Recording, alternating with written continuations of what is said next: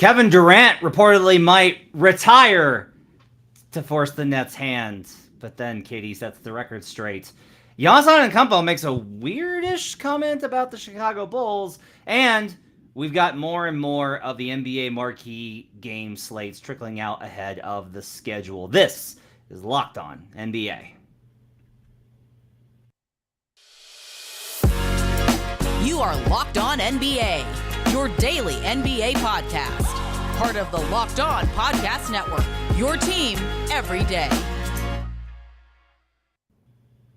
Welcome, everyone, to Locked On NBA, your daily source for all things NBA from the Locked On Network, your team every day. Thanks for joining us and making us your first listen each and every day. We're free, and we're available on all platforms, like YouTube. You can go check out the show and catch live versions of the show, see everybody's shining faces, catch me here on Tuesdays. You got John Corrales and Jake Madison on Wednesdays. My guy Adam Mars over at Locked On Nuggets on Fridays. All sorts of good stuff throughout the week here on Locked On NBA. Join me tonight, Tony East, T East NBA on Twitter. Fresh off the end of another thrilling Indiana Fever season. Tony, I got one question for you before we get started with the news. I have to ask you, who's winning the WNBA title? The Aces. I'm taking the Aces for sure. Everybody talks about their lack of depth, but the depth doesn't matter as much in the playoffs. Last time I checked, they still had the best player in the league and three of the top 10 players in the league. I'm taking the Aces. Yeah, I have good bets in on the Aces. I have good bets in on the Sky to a lesser degree, and then I have a little bit of Storm just because Stewie scares the absolute crap out of me. As you Follow should. Tony for more WNBA coverage. All right, Tony, on today's show, we're going to talk about all sorts of stuff, but we're going to get started with, oh boy, okay, all right, okay. So last week, it's just like every Monday I get new Kevin Durant stuff to talk about on the show. It's amazing. Last Monday, Kevin Durant, the Sean Strauning of The Athletic reports that Kevin Durant's met with Nets ownership and once again reiterated his desire to be traded unless Sean Marks and Steve Nash were fired. We covered all of that throughout the week last week. Then today, Monday morning, Marc Stein over at his very good Substack that you should subscribe to in the newsletter writes about KD some more. He spoke with another GM, and this GM says it would not shock him that he would be less surprised if Durant were to retire than play another game with the Brooklyn Nets. So that, of course, sparks could KD just retire? Could he just walk away? And ultimately, Tony, I was confused that everybody read it one way instead of the other. And we'll talk about the sources game here in a sec.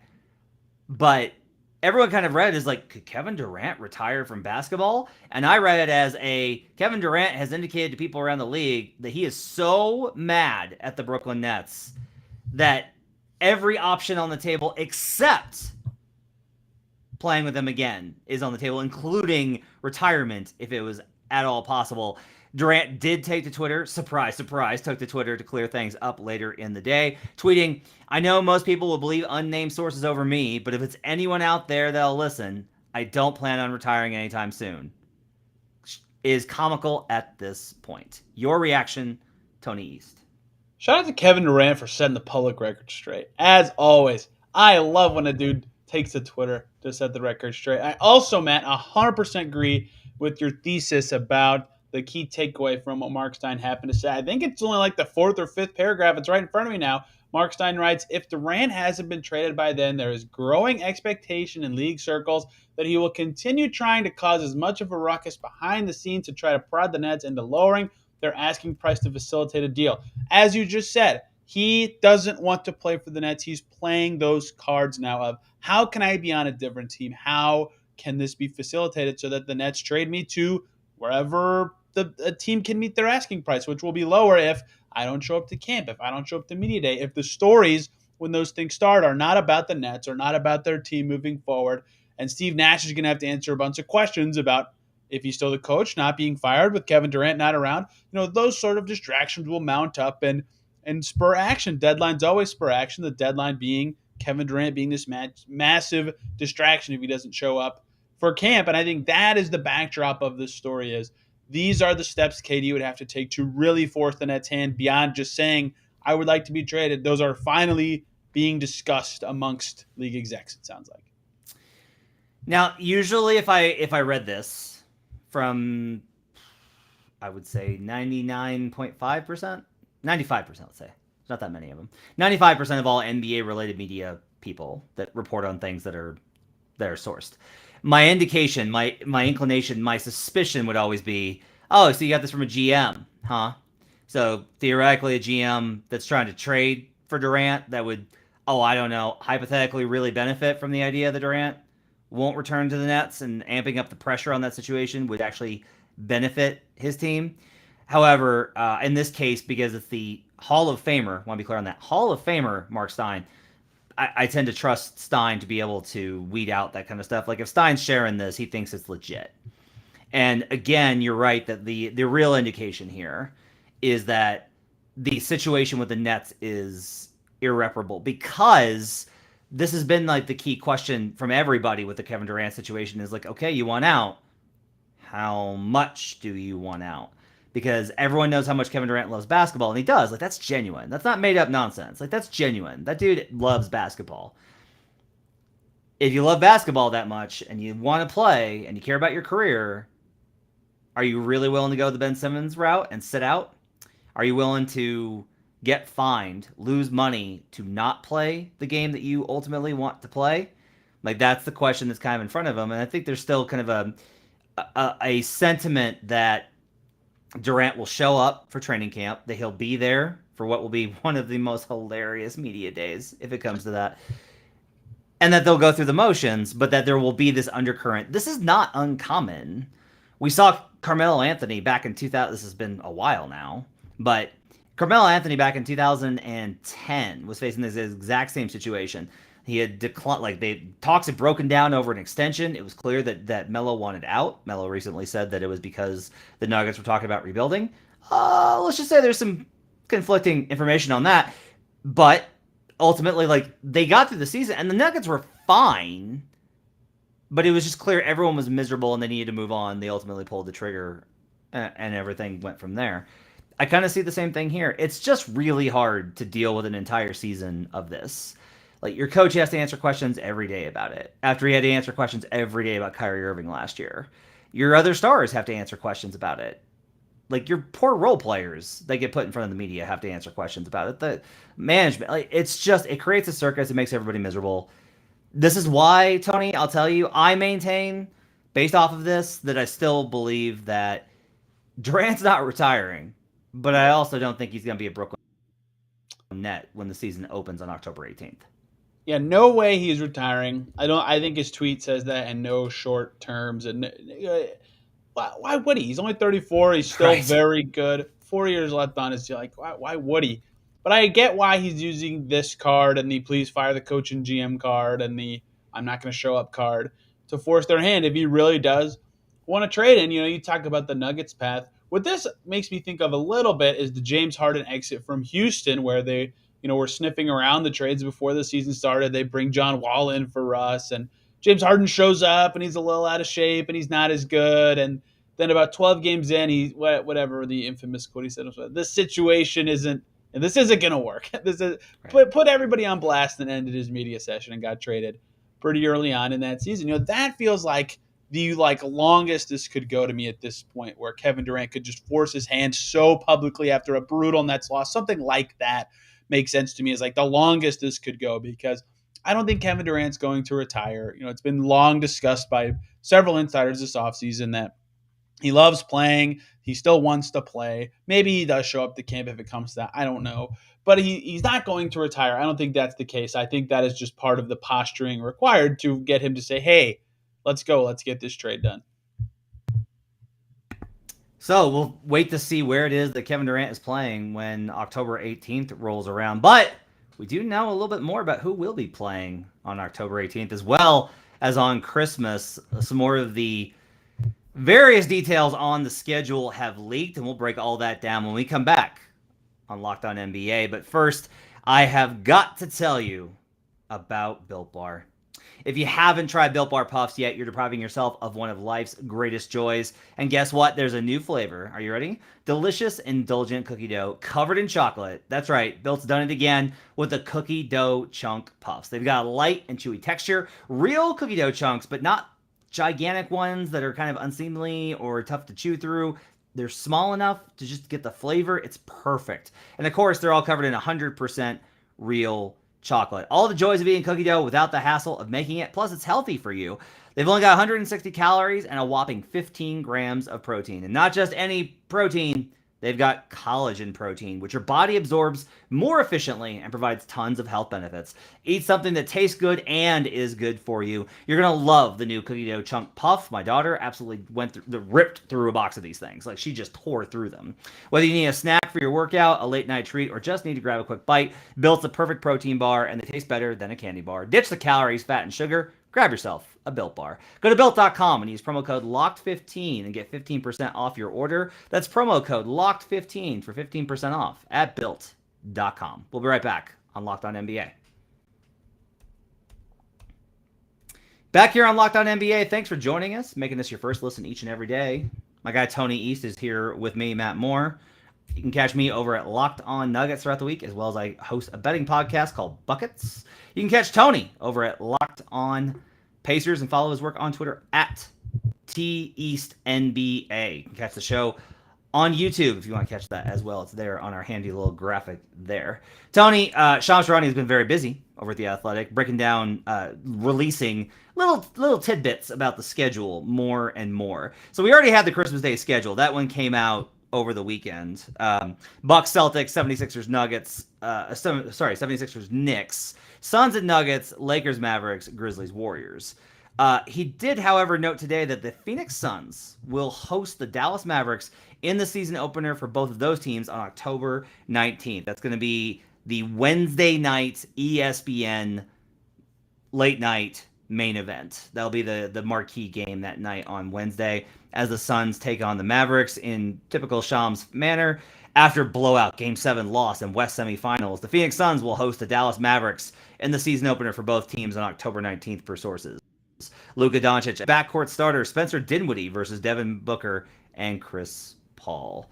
I think it's an interesting opening Wednesday matchup for both teams, right? Puts them kind of center spotlight. You got Luka in a primetime matchup versus another West competitor. Obviously, that series got a little testy last year as it went along, and the Suns are obviously going to feel like they got robbed because they reportedly had COVID, and that's why everything fell apart. Still waiting to hear more about that situation.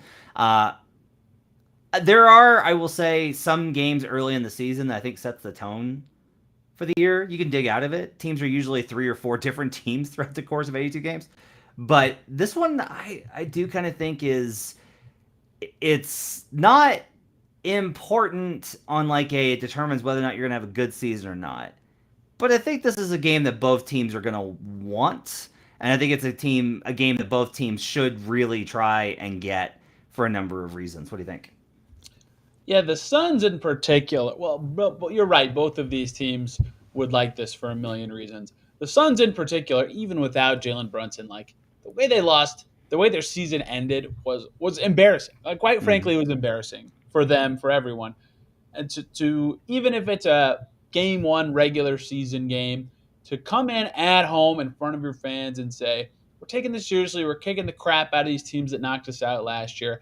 We're better. We're back, especially after you're wrapped up. If they don't have Kevin Durant for that game, if they're tied up in that and they don't have him to show that they're still good, they can beat the teams that knocked them out last year. I think that will have meaning for them.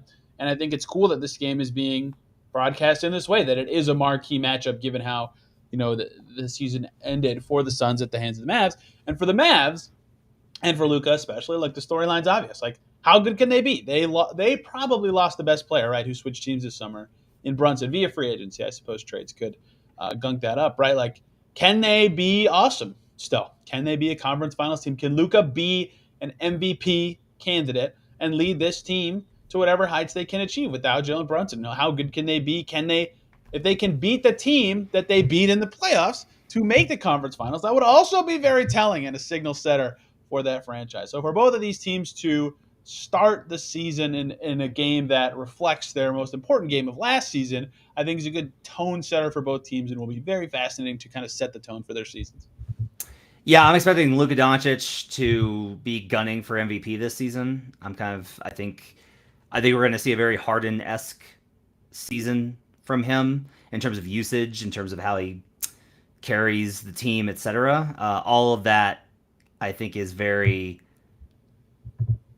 obvious that's like with Brunson gone. I think we're going to see way more of Luka Doncic, even more so than ever. Like I wouldn't be surprised if he challenges historic usage marks for how much he's going to be going. So it'll be interesting to see what the Suns look like. Also, the Suns last year, so they had such a great run in 2021, made the finals, lose, come back the next season, and I kind of expected some regression. There was a lot of reasons to think that they would regress, and instead they were better by like such a wide margin. They were the best team in the NBA for months and months and months and months and months.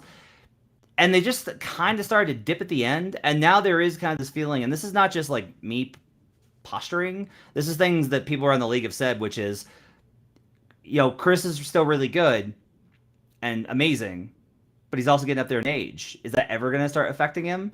The pressure's really on them now because now they were the hunter and then they became the hunted and they handled that, but then they got caught. Sometimes you reach that point and a team just kind of like reaches their apex and they never get back there. How are they going to respond to this? Like everyone's really curious what the Suns are going to look like. So that's going to be, I think, a great matchup on that opening Wednesday. We do know now both of the games for opening night on the 18th on Tuesday. Lakers and Warriors was already reported, and the 76ers will play the Boston Celtics. So the reigning Eastern Conference champions, the Boston Celtics, take on James Harden, Joel Embiid, Tyrese Maxey. It's what's interesting here is Kevin Durant could be playing in one of these games, either this one or in the Suns game. Who knows? And the schedule makers, I wonder how much they're trying to build in the possibility from various national TV appearances for the Kevin Durant trade. Do you try and give the Heat some run too? But in this one, let's assume that Durant doesn't go to Philly. Classic matchup, Sixers Celtics. You get Embiid, MVP runner-up last season, the Finals runner-up this season. It's the runner-up bowl. I just kind of realized in that regard. Should be a really good matchup. What do you think about the choice of the Sixers playing on opening night versus the Celtics? Yeah, are we going to get Heat Raptors on Wednesday for sure, right? That way they get like, all right, we got Durant in a time slot that we like. Yeah, I like the opening night matchups. I think that the NBA should, and I'm glad they did this. If you played the finals last year, great. You're on the opening night slate. And then just get whatever appealing matchup makes sense for that. And for the Warriors, you can go with a number of teams. But, hey, why not have it be LeBron and the Lakers and whatever the heck they're going to be with Darvin Ham now. And, who knows what Westbrook's status will be on that team. But there's obviously a lot of intrigue around them. And then the Sixers, still in the midst of a tampering investigation we've heard nothing about since it was announced, by the way. Maybe not because they haven't made the conference finals in a while, but they might have the most pressure of any team in the league this year, given how their offseason went, given the age of James Harden and just where they're headed. It's a big, important season for them to have them be the team going against Boston on opening night. And Boston, I think, is also interesting, a team that acquired Malcolm Brogdon. So I think they nailed these matchups, quite frankly. Like, I think it would have been probably Nets Celtics if KD hadn't requested a trade, but the NBA realizes what needs to happen here and who the team should be. Well, I will say, you mentioned will Heat play the Raptors on Wednesday? I'll bet you they won't. Actually, I would tell you that my bet for Wednesday night for the opening, so the Suns Mavericks game will be the late game. My best bet for the early game is going to be Oklahoma City Thunder at Orlando Magic. They usually put the number one pick on that Wednesday night. Oh, yeah, they do that. And so you get Chet versus Paolo. That's a pretty good that's a pretty good matchup. It's got some actual star power. And then they'll never be heard from on national TV again. The Magic and Thunder will play on Wednesday in the 7:00 game and then just disappear from the NBA landscape on national television for the remainder of the season. Yeah, so look, it's going to be interesting. One name I think, I want to talk to you about this. Sixers, Celtics, Lakers, Warriors. The Wednesday night game, the marquee is going to be Suns, Mavericks. I just said that I think it's probably going to be featuring the Orlando Magic, at least, if not Chet Holmgren as well. Thursday, the late game, is Lakers, Clippers. We haven't mentioned the Bucks at all. Bucks are not mentioned here. No discussion of your Milwaukee Bucks, who a lot of people think probably beat the Celtics if Chris Middleton's healthy. Champions 2 seasons ago. MVP runner-up, or third runner-up this year. 2-time MVP Giannis. What does it kind of say that now maybe Giannis plays Thursday, right? Maybe that's like the early game on Thursday is Milwaukee versus whoever. But it seems kind of weird that we're seeing these teams go on these marquee slates, especially, when you look at the fact that the Bucks do play on Christmas, so that's meaningful. They play the Celtics. However, it kind of seems like the Bucks are being little pushed to the side. They're not being necessarily mentioned in a lot of the marquee spots. Does that make sense to you, or do you think that's something, or is that nothing? Yeah, Hit me with nothing. No, don't go halfway. If you think it's nothing, hit me with a nothing. Yeah, I think it's nothing. They got the Christmas game. They're still pretty marketable. Giannis is still on that team. I think you're right. I think they probably maybe it is Miami. Maybe they get the Thursday game with the Heat, or who's the other conference semifinalist? I can't believe oh no, that is it. Yeah, maybe they get Thursday with the Heat. Maybe they get Thursday with Chicago, a division game. Something like that. I think that makes a lot. Hey, we're about to talk about Giannis in Chicago anyway, so might as well nail that segue, right? But I think that that makes a lot of sense for them. Like, he's still very marketable as one of the best 2 international players in the league, and one of those small market stories that is gravitated towards. Yeah, I think that they'll get one of the first 3 nights, one of the primetime slots. But as it's not out yet, maybe I'm wrong. I think I'm leaning towards nothing here, especially because they have a Christmas game. But I get that they should probably have a little more focus than they do in this setting. And mostly, I just think it's a sign of how much talent we have, that like the Clippers are the Thursday night other Lakers team when they're a team that could very well win the finals. There's been the Nuggets are playing on Christmas, but there hasn't been really any discussion of them that opening week. Like, there's so much freaking talent. There's just so many teams you got to get on the schedule now, and that's a really good thing, I think, for the league. Have we even said the Grizzlies this whole time? I mean, no. They're playing on Christmas, but I mean, they were the 2 seed in the West last year and looked to be about as good this year. And who knows where they'll even be in the primetime schedule. And I get that geographically they're the hardest team to include in that setting, but I'll be interested to see where they shake out in that scale. By the way, you've only got one more day to figure out to wait to find out when how all this shakes out. As Marc Stein did report that the NBA schedule will be released on Wednesday, and of course, Locked On NBA will have you covered with the Thursday show, breaking it all down for you. All right, let's take a break. We'll come back. And like Tony mentioned, we're going to talk about some comments that Giannis made about playing for the Bulls. We'll do that when we come back on Locked On NBA. Back here on Locked On NBA, thanks for joining us, making us your first listen each and every day. We're free and available on all platforms. If you like Tony's work, which you should, because he's awesome, go check out Locked On Pacers. Go follow him on Twitter at TEastNBA. It's awesome stuff. Go check him out. Okay, so Tony clued me into the story, which I completely missed today. Giannis was on the Sports Zone on Fox 32 Chicago, and when asked about someday playing for the club, quote, "I think anybody you ask that question that plays basketball, if he said no, he'd be a liar," Antetokounmpo said about playing for the Bulls. "It's a team that won multiple championships. It's a team that one of the greatest players, if not the greatest player who ever played this game, played for. So it's a no-brainer. Everybody would love to play for Chicago. Down the line, you never know. You never know how life brings it. Maybe I play for Chicago," Antetokounmpo says. "But right now, I'm committed to Milwaukee," end quote. So, little interesting. First time that he's really kind of he hasn't outright rejected the idea of going somewhere else. I tend to think this is mostly just him playing coy. He seems very settled with the idea of retiring a Buck, of being... having the statue outside the arena and doing the whole thing. But it's nearby, right? It's close in terms of if he likes the area. Obviously plays in Chicago quite a bit. Major city Jordan is iconic throughout the world, so that Bulls jersey is always going to be iconic. What do you make of Giannis's comments about playing for Chicago? Can I answer your question by taking you back in time, Matt Moore? Take me back. Let me take you back specifically to November 4th, 2019, when none other than Chicago native Anthony Davis is in Chicago and is asked about playing for his hometown Chicago Bulls in the future. And he says, "Well, I mean, I am a free agent next year, but we will see. Is Anthony Davis a Chicago Bull? No, he is not. He is a Los Angeles Laker. He has since signed another contract with the team. All this to say, the Bulls have the allure, and that always means they could get these guys, right? They're good now. They're becoming a brand again, like you said. MJ has global impact, legend. Chicago is in a big city. Like they can get guys, and they could get Giannis very well. It also him saying that doesn't mean him saying it specifically doesn't mean anything to me any more than just what I just said. Like, Right. if you told me he thought maybe he'd want to play for Chicago someday without him having these public comments, I would have believed you.